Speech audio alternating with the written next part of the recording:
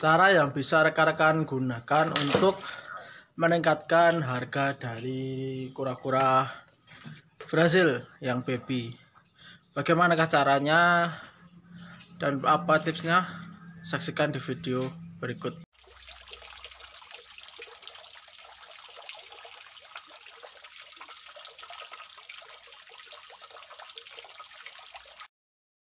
Cara yang bisa kita lakukan itu di antara adalah satu, rekan-rekan biasa menekan biaya pakan.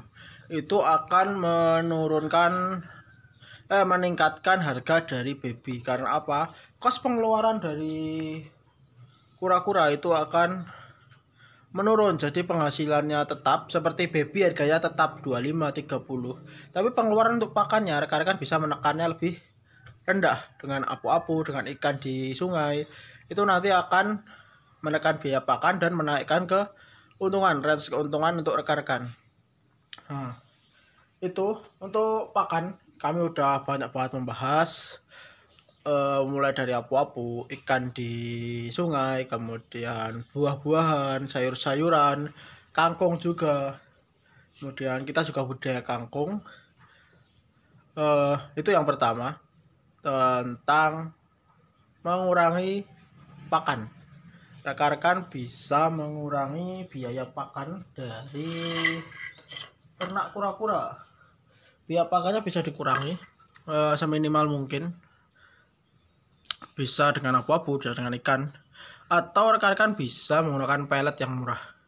Ini bisa digunakan ketika rekan-rekan kura-kuranya itu tidak dalam masa bertelur. Kalau kura-kura res kan punya musim bertelur, yaitu waktu musim hujan, Juli kemarin sampai besok Februari atau Maret.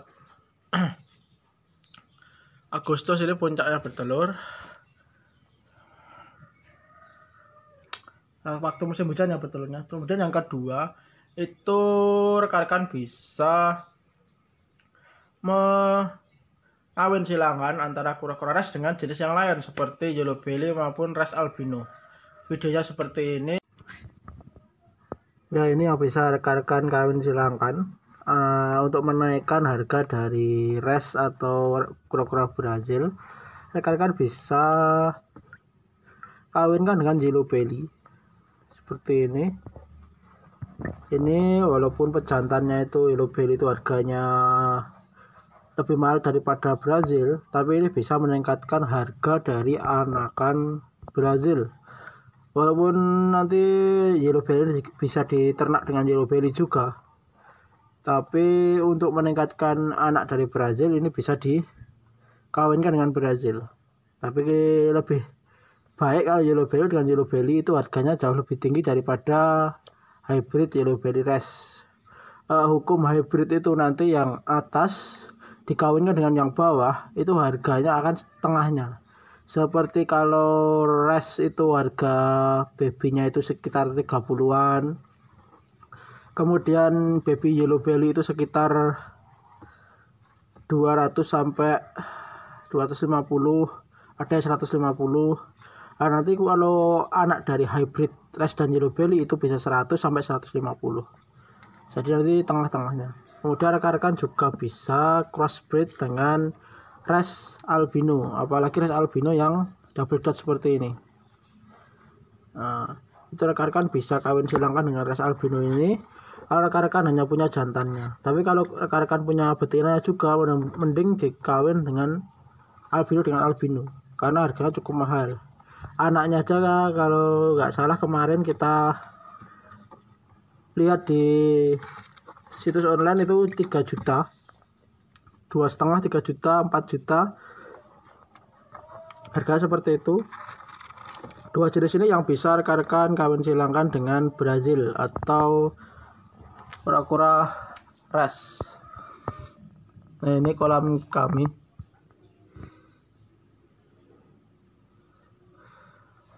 Brazilnya masih sedikit, alhamdulillah.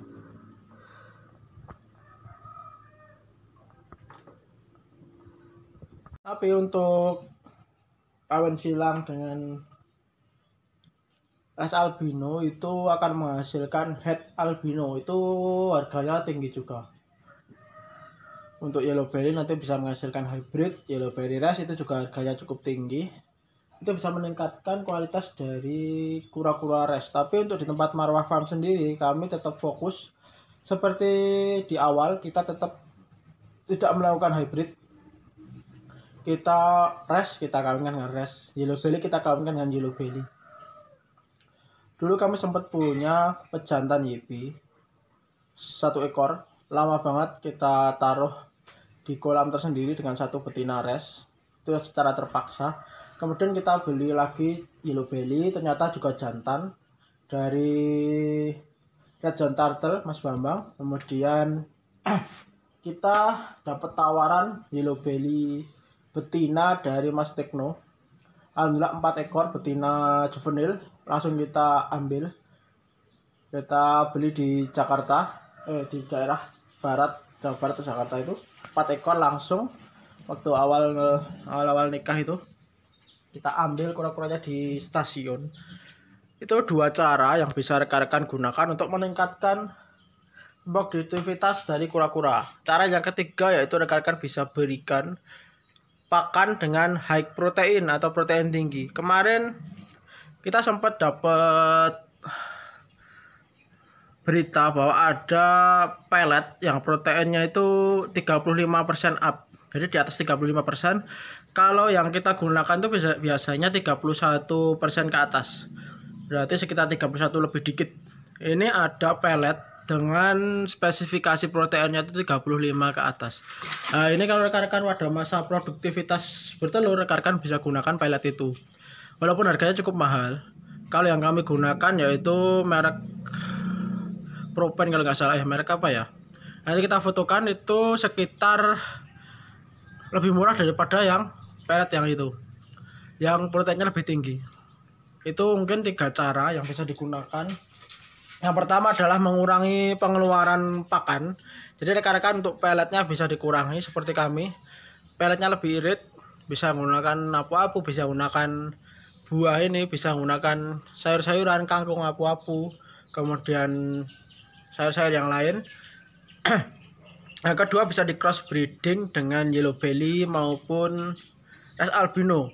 Untuk Venezuela rekan-rekan, karena pejantannya itu mahal dan susah dicari, lebih baik Venezuela di delete dari project cross breeding atau hybrid Venezuela res untuk meningkatkan harga res.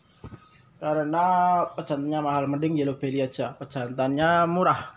Yellow belly itu betinanya yang mahal, kalau Venezuela itu jantannya yang mahal.